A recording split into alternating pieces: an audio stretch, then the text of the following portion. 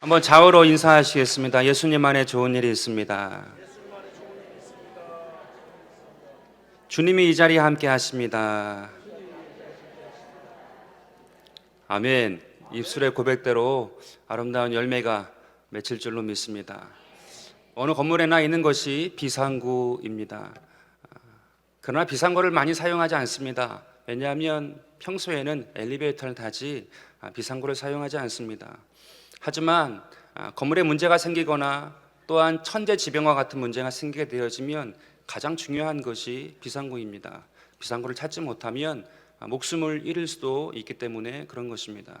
그런데 비단 이것은 그런 건물의 문제만이 아니고 우리 인생의 문제 가운데에도 영혼의 문제 가운데에도 마찬가지입니다. 고난과 절망이 오기 전까지는 그냥 아무런 문제 없이 살 수 있습니다. 그러나 고난이 찾아오고 절망이 찾아오게 되어지면 인생의 비상구가 있어야 돼요. 영혼의 비상구가 반드시 필요하다라는 것입니다. 오늘 말씀 가운데 보게 되어지면 사도 바울은 이 인생의 비상구가, 이 영혼의 비상구가 십자가이다라고 우리 가운데 이야기를 하고 있습니다. 십자가는 고난 당한 자에게, 절망 당한 자에게 하나님의 능력이 되는 비상구가 되어진다라고 오늘 우리 가운데에 사도 바울은 전하여 주고 있다라는 것입니다. 그렇다고 하면 어떻게 이 십자가가 하나님의 능력이 되는 것인가? 십자가에 어떤 의미가 있기에 하나님의 능력으로 우리의 절망당한 인생 가운데, 문제당한 인생 가운데에 꿈과 희망으로 나아갈 수 있도록 인도하여 주시는가?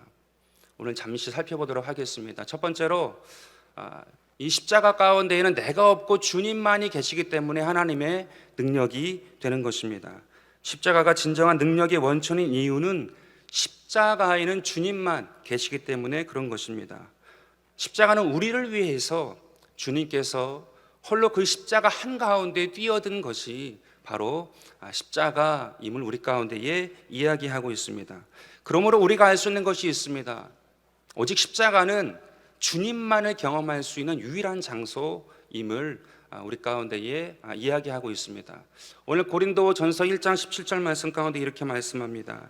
그리스도께서 나를 보내심은 침례를 베풀게 하려 하심이 아니요 오직 복음을 전하게 하려 하심이로되 말의 지혜로 하지 아니함은 그리스도의 십자가가 헛되지 않게 하려 함이다라고 이야기를 하고 있습니다. 이 당시의 침례식은 굉장히 의미가 깊었습니다. 중요했어요.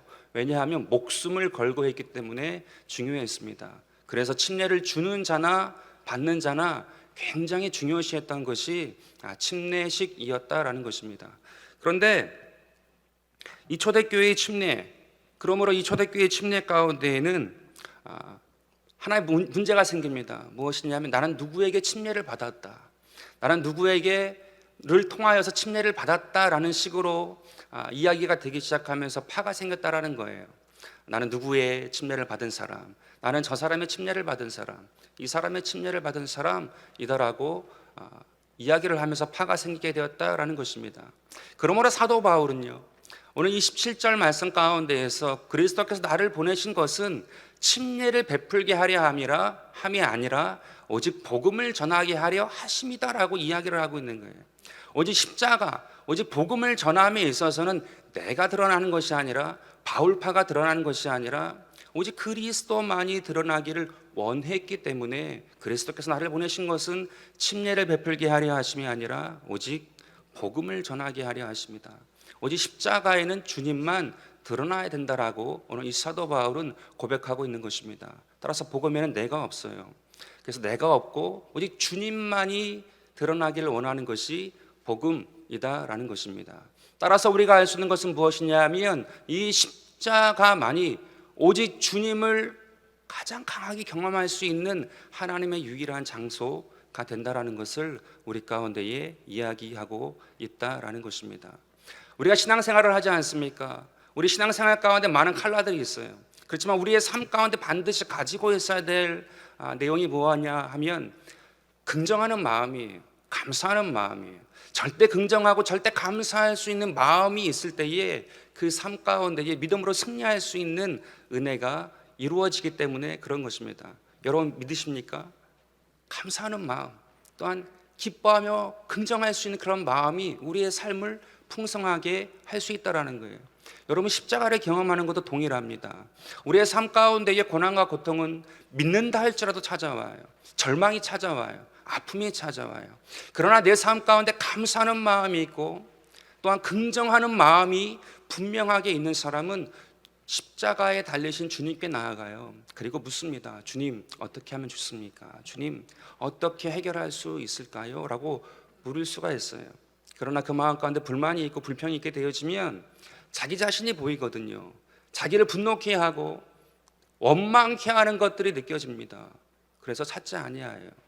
그 마음 가운데 그러한 것들로 괴로워하고 힘들어하고 가시가 되어서 상처를 주는 그러한 삶으로 나아갈 수밖에 없다라는 것입니다. 그래서 절대 긍정, 절대 감사하는 마음이 십자가의 은혜를 경험할 수 있는 디딤돌이 되어진다라는 것이에요. 우리가 다윗이라는 인물을 다 잘 알고 있지 않습니까? 다윗은 위대한 왕이었어요. 또 위대한 장군이었고, 그러나 그것보다도 성경 가운데서 이 다윗을 말할 때에 무엇이라 말하는가? 내 마음에 합한 자다라고 얘기를 해요. 주님께서 먼저 그렇게 말씀하셨고, 사도행전 13장 22절에 보게 되어지면 사도 바울도 그 말씀을 인용하면서 주의 마음에 합한 자다라고 설교를 하거든요. 사도 바울이 볼 때도 그는 합한 자였다라는 것을 인정했다라는 거예요. 주의 마음에 합한 자. 그렇다고 하면 이 다윗의 일생 가운데 어떻게 주의 마음에 합한 자라는 그러한 모습을 가질 수 있었는가? 다윗의 일생 가운데는 세 번의 사건이 있지 않습니까? 골리앗과의 싸움이 있어요. 그리고 사울 왕과의 싸움이 있고, 그 다음에 압살롬과의 싸움이 있습니다. 골리앗과의 싸움은 전쟁이었죠. 또 사울과의 싸움은 도망자의 신세로서 피난하는 거였어요. 또 압살롬과의 싸움은 아들이 반역하였기 때문에 도망칠 수밖에 없는 그러한 상황 가운데서의 싸움이었습니다. 그런데 이 골리앗과 사울 왕과의 싸움 가운데, 또 이 압살롬과의 싸움 가운데에 다윗의 마음이 너무나도 잘 드러나는데, 골리앗과의 싸움 가운데는 다윗이 이렇게 고백을 합니다. 너는 칼과 창과 단창으로 내게 나와오지만 나는 만군의 야훼의 이름으로 나아간다라고 믿음으로 고백해요. 하나님을 바라보지요. 또한 사울 왕과의 싸움, 사울을 피난하여서 도망칠 때에 두 번 죽일 수 있는 기회를 만나게 되어지거든요. 근데 그때에도 이 다윗은 어떻게 고백하는가 하면, 내 어찌 하나님께서 기름 부음 자를 해할 수 있겠는가? 하나님이 기름 부으심을 한 자를 해할 수 있겠는가라고 하나님을 바라봐요. 하나님을 의지하죠. 근데 이 두 번의 이 싸움은 다윗이 아직 왕이 되기 이전이에요. 아직 무엇인가를 이룰 그러한 때가 아니에요. 겸손해야 되는 상황이었고, 또한 약할 때에 더욱더 하나님을 의지할 수밖에 없는 그러한 상황으로 볼 수 있는 그러한 때였다라는 것입니다. 그렇지만 압살롬 때는 달라요. 이미 왕이 되었어요. 권력이 있었고 그 주변에는 장군들이 있었어요. 근데 그 도망치는 그때에 어제까지 바로 신하였던 시므이라는 사람이 다윗을 조롱을 합니다. 비난을 해요. 네가 왕이었던 사울을 배신하고 네가 왕이 되었더니 너도 그 꼴을 당하는구나 라고 비난을 하고 조롱을 했다라는 거예요. 그 주변에 있던 장군들이 분노합니다. 저놈 죽여야 되겠습니다. 내가 가서 단칼에 베어버리겠습니다 라고 다윗에게 말을 합니다. 그런데 그때에 다윗의 고백이 참 주의 마음이 아픈 거예요. 사무엘하 16장 11절과 12절에 이렇게 얘기합니다. 또 다윗이 아비새와 모든 신하들에게 이르되 내 몸에서 난 아들도 내 생명을 해하려 하거든. 하물며 이 베냐민 사람이랴. 야훼께서 그에게 명령한 것이니 그가 저주하게 버려두라. 혹시 야훼께서 나의 원통함을 감찰하시리니 오늘 그 저주 때문에 야훼께서 선으로 내게 갚아 주시리라 하고 이렇게 이야기를 하고 있어요. 권력이 있어요. 힘이 있어요. 눈빛만 주어도 그 마음을 수십 년 동안 함께했던 사람들의 행동할 수 있어요. 그럼에도 불구하고 이 다윗이 하나님을 바라봐요. 야훼께서 이 원통함을 감찰하시리니 이 일 때문에 주님께서 나를 긍휼히 여기실 거다. 그 마음 가운데 주님을 바라봐요. 전혀 변화가 없어요. 사울 왕은 겸손했던 사람이었습니다. 그러나 왕이 되었을 때에 교만해지죠. 하나님의 말씀을 듣지 않아요. 하나님의 뜻대로 하지 않아요. 자기의 뜻대로 자기의 힘 가진 그대로 행합니다. 그러므로 버림받았습니다. 그러나 다윗 왕은 그렇지가 않았다라는 거예요. 처음과 끝이 동일하게 주님만을 바라봤다라는 거예요. 그것이 내 마음에 합한 자다라는 인정함을 받게 되어지는 은혜가 있었던 거예요. 여러분, 그것이 십자가거든요. 다윗 왕 이후에 예수님은 오셨지만 다윗의 마음 가운데 십자가가 은혜가 있는 거예요. 내가 없고 주님이 있는 거예요. 내가 주인이 아니고 주님이 주인인 거예요. 그 마음을 가지고 나아갔을 때에 주님께서 그 다윗의 삶 가운데에 복을 주시고 하나님께서 함께 하시고 다윗의 왕조를 지켜주셨다라는 거예요. 오늘 우리의 삶 가운데도 마찬가지인 것입니다. 사람은 바뀔 수 있고 사람은 높아질 수도 있고 또 환경과 상황이 여러 가지로 변화를 많이 맞이합니다. 그러나 그 중심이에요. 그 마음을 보시는 그 주님께서 그 마음이 달라졌니? 그 마음이 같니? 그 마음이 이전과 동일하니? 그 마음을 항상 보신다라는 거예요. 그러할 때 그것이 오케이 합격이 되어지면 내 마음이 합한 자, 오늘도 주님께서 그 마음이 합한 자를 찾으시는 것입니다. 오늘 우리 귀한 예배 가운데 함께 있는 모든 성도들 가운데에 그 은혜가 있게 되실 주 예수 이름으로 축원드립니다. 사도 바울은 고린도전서를 통하여서 분리되었던 성도들에게 어떻게 하게 되어지면 하나로 뭉칠 수 있게끔 할 수 있을까? 저 앞에 기도했을 것입니다. 간구했을 것입니다. 그때에 십자가를 깨닫게 되어진 거예요. 그래서 십자가의 도가 멸망하는 자들에게 미련한 것이지만 구원받는 우리에게는 하나님의 능력이 된다. 여러분, 교회를 가게 되어지면 그러한 이야기를 들을 때가 있어요. 어떠한 얘기냐면 그 사람만 있으면 된다. 그 사람만 있으면 돼. 그러한 얘기를 들을 때가 있어요. 그 얘기를 들을 때 참 흐뭇합니다. 왜냐하면 십자가의 사람인 거예요. 내가 아니고 내가 없고 주님만 계신 사람이기 때문에 어디에 세워놔도 어디에 끼워놔도 그 사람만 있으면 되는 그러한 은혜가 있어요. 여러분, 교회는 그러한 곳이 되어야 돼요. 가정도 마찬가지입니다. 그 사람만 있으면 되는, 그 아빠만 있으면 되는, 그 엄마만 있으면 되는, 어떠한 가정은 그 역할을 아이가 해요. 십자가 은혜를 경험한 아이예요. 그 아이 때문에 회복을 향해서 나아가요. 오늘 우리의 삶 가운데 내가 아니고 주님이 함께 하시는 그러한 은혜의 역사가 우리 가운데 있게 되실 간절히 바라겠습니다. 그것이 하나님의 능력이 되어지는 거예요. 그것이 십자가가 하나님의 능력이다라고 고백한 내용의 메시지이다라는 것입니다. 두 번째로 우리 가운데 하나님의 능력이 어떻게 하나님의 능력이 되어지는가? 십자가에는 죄가 없고 진리가 있기 때문에 하나님의 능력이 되더라라는 것입니다. 여러분, 십자가에는 주님만 계시다고 말씀드렸어요. 십자가에는 주님만 계시기 때문에 죄가 없고 오직 진리만 있는 것이 십자가입니다. 진리만 있다는 것은 어떠한 의미가 있을까요? 그것은 영원하고 완전하다는 것이, 진리가 있다라는 것은 영원하고 완전한 것이기 때문에 안전하다라는 것입니다. 그런데 진리를 경험하기 위해서는 반드시 알아야 할 것이 있어요. 그것이 무엇인가 하면 진리는 진리만 있게 되어지면 결코 역사할 수 없습니다. 믿음과 결부가 되어져야 돼요. 아무리 사랑이 진리다라고, 그 중에 제일이 사랑이다라고 얘기한다 할지라도 사랑하지 않으면 그만이에요. 미워하고 다투고 원망하면 그만이에요. 절대로 사랑이 진리라 할지라도, 온 세상의 진리라고 얘기할지라도 개인인 내가 그거 믿지 아니하면, 받아들이지 아니하면 결코 진리가 될 수 없어요. 아무 소용이 없다라는 것입니다. 따라서 진리가 진리될 수 있는 방법은 믿음과 결부가 되어져야 돼요. 믿음으로 진리를 받아들일 때의 그 삶 가운데에 진정한 진리가 생명을 갖고 능력으로 나타나게 되더라라는 것입니다. 오늘 본문 말씀 고린도전서 1장 18절에 이렇게 말씀합니다. 십자가의 도가 멸망하는 자에게는 미련한 것이요 구원을 받는 우리에게는 하나님의 능력이다라고 얘기하고 있어요. 제가 말씀드린 것과 같은 내용이에요. 십자가의 도가 아무리 하나님의 능력이라 할지라도 멸망하는 사람, 믿음으로 받아들이지 아니한 사람 가운데에는 미련한 것이래요. 아무 소용이 없다라는 것입니다.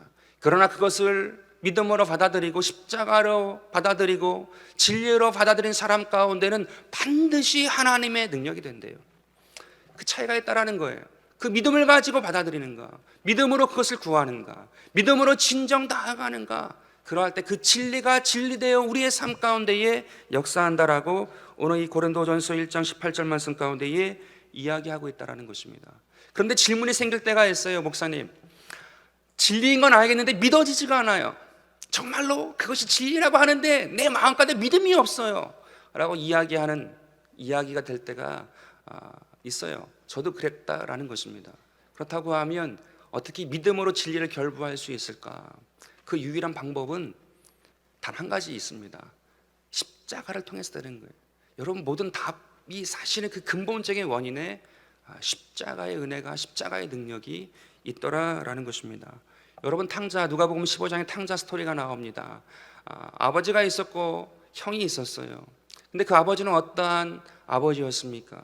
사랑이 많은 아버지였어요. 근데 그 탕자는 그것을 믿음으로 받아들이지 않잖아요. 결부하지 않아요. 아버지가 아직 돌아가시지도 않았는데 유산을 받아서 멀리 떠나요. 허랑방탕하게 삽니다. 그리고 자기 뜻대로 살다가 돼지 쥐염 열매로 연명했다라고 이야기를 하고 있어요. 돼지 쥐염 열매를 먹고 연명했다라는 것은 돼지는 부정한 짐승이잖아요. 믿는 자가 함께할 수 없는, 또한 그것에 같이 일할 수 없는 그러한 장소이거든요. 근데 그 돼지 쥐염 열매조차 그것을 먹고 연명해야 되는 그러한 상황조차 빠졌다라는 것은 육체적인 절망감만 있는 것이 아니라 영적인 절망 가운데도 완전히 빠졌다라는 것이거든요. 끝났다라는 거예요. 이제 얘는 가망 없어. 자기 스스로 볼 때도 그렇다라는 것입니다. 그런데 이 탕자 가운데 어떠한 일이 일어나게 되어집니까? 아버지 집에는 얼마나 풍족한 일꾼이 많은가. 내가 하늘과 아버지께 범죄하였사오니 내가 주님께 큰 죄를 지었습니다. 그 마음을 깨닫고 아버지께 가요. 내가 아버지께 이러한 고백을 하겠다라는 마음을 가지고 돌아가더라는 거예요. 여러분, 여기서 큰 이 탕자는 깨달음을 얻죠. 은혜를 깨달은 거예요. 아버지 집에는 풍족한 일꾼, 나는 아들이었음에도 불구하고 그 풍족한 일꾼들이 얻는 그 이상의 풍족함을 얻었음에도 불구하고 여지까지 몰랐구나. 이 회개는요, 단순히 잠깐 우리가 어떠한 기도를 할 때 스치고 지나가는, 맨 앞소절에 스치고 지나가는 그러한 기도의 내용이 아니고요, 회개의 내용이 아니고 전 인격적인 회개인 거예요. 내가 태어나서부터 지금까지 살았던 그 모든 것 가운데 아버지의 사랑과 은혜가 있었음에도 불구하고 내가 깨닫지 못했구나. 그 자체가 죄요, 범죄요, 내가 정말로 미련한 인생이었구나. 그것을 깨닫고 그 아버지를 향해서 가더라는 것이에요. 전인격적인 회개, 십자가의 은혜가 나타난 것이거든요. 그것을 가지고 가니까 어떠한 일이 나게 되어집니까? 진리가 되는 거예요. 아버지의 사랑이 진정한 사랑으로 진리가 되어서 그 삶 가운데 나타나는 거예요. 그러니까 그 누가복음 15장 가운데 그 아버지를 만난 다음에 탕자가 그 입술을 통해서 나오는 이야기는 단 한 구절도 없어요. 그 다음에는 아버지가 이야기하고 큰 아들을 회복하게 하시고자 하는 대화만 나올 뿐이에요. 왜 탕자는 더 이상 이야기할 필요가 없을까요? 십자가의 은혜예요. 십자가의 은혜가 채워진 사람 가운데는 이미 풍성함이 있는 거예요. 더 이상 말로 표현할 것이 없는 거예요. 그 삶 가운데 이제 진리로 나타나는 그러한 역사가 이루어지게 되었음을 우리 가운데에 이야기한다라는 것입니다. 여러분, 다윗도 마찬가지예요. 잘 나갔죠. 그리고 그 마음 가운데에 진정 주님을 향한 그러한 마음이 있었어요. 그렇지만 범죄했어요. 연약함이죠. 죄와 허물이 너무 많아요. 너무나도 쉽게 쓰러져요. 밧세바와의 번제로 말미암아서 그는 죄인이 되었고 주님과 거리가 멀어진 사람이 되어버렸어요. 근데 그는 깨닫지 못해요. 왜냐하면 왕의 힘이 있었기 때문에 깨닫지 못해요. 그냥 굴러가니까, 그냥 되어지니까 그것에 대해서 크게 신경 쓰지 않습니다. 그런데 그때 어떠한 일이 일어나게 되어집니까? 나단 선지자가 와요. 그리고 네가 죄인이다라고 얘기합니다. 그러자 그 마음 가운데 양심이 살아있는 거죠. 그 마음에 합한 자, 그래도 그 작은 양심이 깨달음을 얻고 옷을 찢고 회개를 하게 되어져요. 그것이 시편 51편에 있는 1절부터 19절까지 모든 내용이거든요. 주의 성령을 내게서 거두지 마시라고, 주님께서 원하시는 제사는 상한 심령이다라고 전인격적인 회개를 하게 되어져요. 그러자 주님께서 받으시고 솔로몬이라는 자녀를 주시죠. 끊어내지 아니하시고 은혜를 이어주시는 거예요. 그러므로 말미암아 주님이 오시는 족보가 이어지게 되어지고 다윗 왕조가 이어지게 되어지는 은혜의 역사 가운데에 거하게 되어진 거예요. 진리가 된 거예요. 죄는 있어요. 범죄할 때가 있어요. 쓰러질 때가 있어요. 물론 하지 말아야 됩니다. 그럼에도 불구하고 우리 육신의 연약함으로 죄로 인하여서 그렇게 될 때에 우리의 삶 가운데 반드시 나아가야 되는 것이 무엇이냐 하면 십자가의 은혜예요. 십자가의 은혜로 나아갈 때만이 진리가 되어서 다시금 생명을 얻되 넘치게 얻을 수 있는 하나님의 귀한 자녀로 세워주시더라 라는 것입니다. 여러분, 우리 가운데도 여기에 대부분 다 가정을 이루고 계시지 않습니까? 부부가 진리예요. 부부라는 관계는 사람이 만든 게 아니잖아요. 하나님께서 독초하는 것을 보시고 좋지 않게 여기셔가지고 하와를 허락하셨다는 거예요. 부부 관계를 맺고 남자와 여자가 한 몸이 되어지는 것은 하나님께서 허락하신 진리인 것입니다. 근데 우리 삶 가운데 그 진리를 유지할 때에 쉽지 아니함을 얼마나 많이 경험할 때가 있는지 몰라요. 이게 진짜 내 삶 가운데 허락하신 사람 맞나? 그런 질문이 들 때가 얼마나 많아요. 얼마나 많은지 몰라요.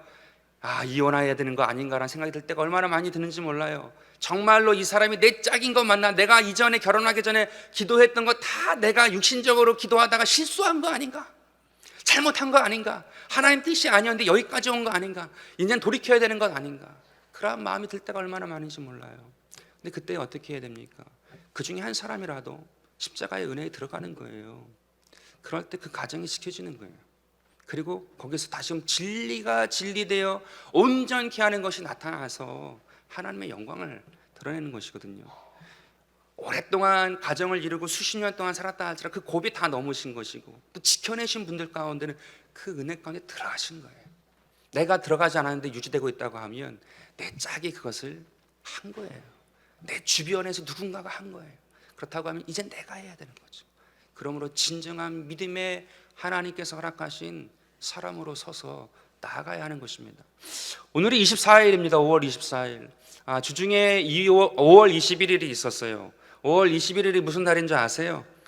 부부의 날이라고 저는 금요일 날 알았습니다. 21일이 목요일이었는데 22일 날 누군가가 알려줬어요. 그 누군가가 누군가 하면 이제 한 40대 후반쯤 되어진, 이제 결혼 한 15년에서 20년쯤 되어진 우리 남성 이렇게 같이 카톡방이 있는데 목요일 날 올리지, 하필이면 금요일 날, 어제가 부부의 날이었습니다. 21일 둘이 하나가 되는 날, 그래서 21일 그 부부의 날이 어저께였습니다. 어저께 하지 못하신 분들, 그 마음을 전하지 못하신 분들 오늘이라도 전해주시면 좋겠다고 그 남자들만 있는 방에다 올린 거예요. 하루가 지났는데 하필이면 전날이나 그 전날 해주든가 지난 다음에 올린 거예요. 그러니까 이제 어떤 분은 이제 그날 올리는 것이 뭐냐 하면 그런 날이 있었습니까? 저는 그날 야근을 하고 밤늦게 들어갔습니다. 이제 그렇게 올리고, 또 어떤 분은 세상에 그러한 날도 이제 뭐 한 15년에서 20년 넘어가니까 벌써 뭐 그러는 거죠. 저도 마찬가지로 전혀 몰랐어요.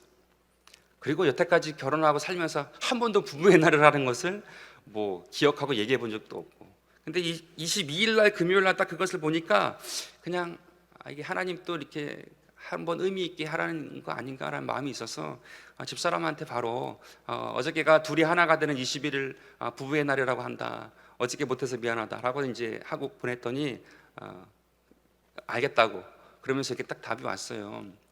근데 한 5분 정도 지난 다음에 뭐 욕도 안 하고 그런 날도 모르냐고 하지도 않고 그냥 알겠다고만 했기 때문에 한 5분 후에 혹시 당신도 모른 거 아니야? 이렇게 했더니 자기도 몰랐다고 이렇게 얘기를 하는 거예요.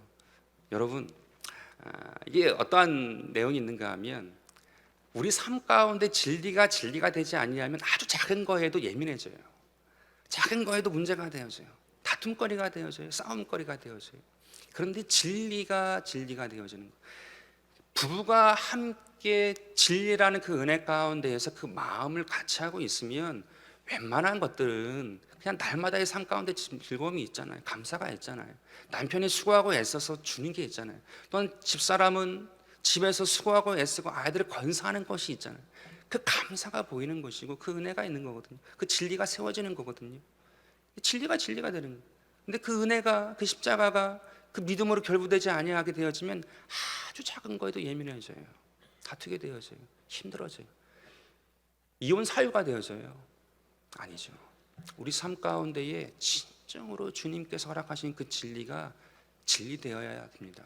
그럴 때 그 삶을 통하여서 하나님께서 회복하시고 복되게 하시는 그 은혜를 풍성한 가운데 날마다 누리며 나아갈 수 있게 되어져요. 오늘 여러분들의 삶 가운데에도 진리가 진리되어지는 그런 하루하루의 삶으로 승리하여 나아가기를 주 예수 이름으로 축원드립니다. 요한복음 14장 17절에 이렇게 얘기합니다. 그는 진리의 영이라 세상은 능히 그를 받지 못하나니 이는 그를 보지도 못하고 알지도 못함이라. 그러나 너희는 그를 아나니 그는 너희와 함께 거하심이요 또 너희 속에 계시겠습니다 라고 얘기하고 있습니다. 십자가가 가장 강력한 진리인 이유는 성령이 계시대요. 주님이 계신데 그 주님이 성령님으로 또는 그리스도의 영으로 예수의 영으로 함께하고 있다라는 것이 그래서 가장 강력한 하나님의 능력이 된다라고 이야기하고 있다라는 것입니다. 따라서 십자가는 죄는 없고 주님만 계신 곳. 오늘 십자가 앞에 믿음으로 나아가는 저와 여러분이 되기를 주 예수 이름으로 축원드립니다. 세 번째로 십자가가 하나님의 능력이 되는 이유는 십자가에는 죽음이 아니라 충만한 생명이 있기 때문에 그렇다라는 것입니다. 십자가에는 충만한 생명이 있기 때문에 이 디모데후서는요, 아까 디모데후서 1장 8절을 읽었죠. 디모데후서는 사도 바울의 마지막 서신이에요. 고령의 백발의 고령의 사도 바울이 영적인 아들 디모데에게 편지를 썼다라는 것입니다. 그런데 이 디모데후서를 읽음에도 불구하고 이 고령의 사도 바울의 서신을 읽음에도 불구하고 충만한 생명을 느끼더라라는 것이에요. 겉모습은 후패했습니다. 겉모습은 낡았어요. 그러나 그 10년 가운데에 하나님의 능력이 항상 거하고 있기에 그가 말하는 것, 그가 전하는 것, 그가 행하는 것 가운데에 하나님의 능력을, 하나님의 생명을 느낄 수 있다라는 것입니다. 디모데후서 1장 8절 다시 한번 제가 읽습니다. 그러므로 내가 우리 주의 증거와 또는 주를 위하여 갇힌 자 된 나를 부끄러워하지 말고 오직 하나님의 능력을 좇아 복음과 함께 고난을 받으라고 얘기하고 있어요. 고령이에요. 이제 노하우가 있어요. 이거 피하면 되고 저거 피하면 되고 이렇게 하면 되고 이렇게 하면 된다. 노하우를 가르쳐 줄 수 있는 모든 것을 다 경험한 때예요. 그럼에도 불구하고 복음과 함께 고난을 받으라라고 힘있게 전해요. 자기의 육체는 이제 힘이 없고 힘이 다 빠졌음에도 불구하고 그 젊은 디모데에게 복음과 함께 고난을 받아야지, 그러한 마음으로 그 힘을 느낄 수 있는 서신을 전하더라라는 것입니다. 디모데는 그냥 남이 아니었어요. 아들이었어요. 영적인 아들이다라고 얘기를 하고 있어요. 그럼에도 불구하고 복음과 함께 고난을 받으래요. 왜 그럴 수 있을까요? 여러분, 복음과 함께 고난을 받을 때에 그 사람이 크기 때문에 그래요. 그 사람이 장성한 분량까지 이르기 때문에 그렇습니다. 짐승 가운데도 그러지 않습니까? 독수리가 그 새끼를 항상 밥 먹여주다가 어느 때에 그냥 지가 날게 될 때에 날는 것 그냥 바라보는 게 아니에요. 때가 되어지면 부리로 밀어내고 날개를 너풀거려 가지고 둥지 밖으로 내밀어 버리잖아요. 갑작스러운 고난이죠. 이 새끼 독수리에게는 떨어지면서 깨닫는 거예요. 내가 날개짓 하지 아니하면 죽겠구나. 날개짓 하는 거거든요. 그때 하는 거거든요. 그때 펴지는 거거든요. 그때 체험하는 거예요. 그러므로 큰 새가 될 수 있는 길이 되어지는 거예요. 여러분, 복음과 함께 고난을 받으라 라고 얘기하는 것이 바로 그러한 의미가 있다는 거예요. 내 마음 가운데 생명이 있게 되어지면, 내 마음 가운데 충만함이 있게 되어지면 두려움이 아니에요. 고난이 아니에요. 염려가 아니에요. 디딤돌이구나. 나아갈 수 있게끔 주님이 도와주시는구나. 주님께서 나와 함께 하시는구나. 나를 인도해 주시는구나. 그 주님을 경험하는 거예요. 어디서 경험할 수 있어요? 하나님의 능력이 되어진 그 십자가가 내 안에 있을 때 그런 거예요. 우리는 불만과 불평이 얼마나 쉽게 나오는지 몰라요. 절망과 낙심이 얼마나 쉽게 오는지 몰라요. 근데 그 마음의 그 십자가가 주님이 내 안에, 내가 주님 안에, 그것이 내 안에 경험되어지고 날마다 매 순간 가운데 주님과 함께하고 주님과 걷고 있는 10년 가운데에는 그 능력이 있는 거예요. 겉모습으로는 안 보여요. 겉모습으로는 다 그냥 쭈글쭈글 할 수 있고, 이제 막 힘든 일들을 할 수 있고, 이제 막 아기를 키울 수 있고, 이제 아직도 배운 것이 없고, 아직도 그 입이 둔하고 여러 가지 모양으로 우리 가운데 보일 수 있어요. 그러나 그 마음은 아니에요. 그 마음은 하나님의 능력, 하나님의 능력으로 주께서 함께하고 있는 사람 반드시 주님께서 보시더라, 찾으시더라라는 것입니다.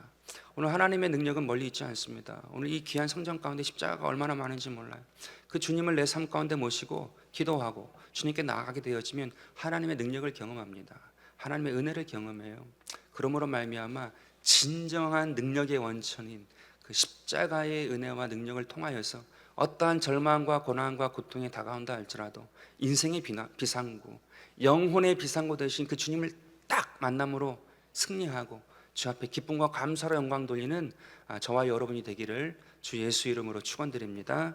기도하십니다. 은혜와 사랑이 충만한 아버지.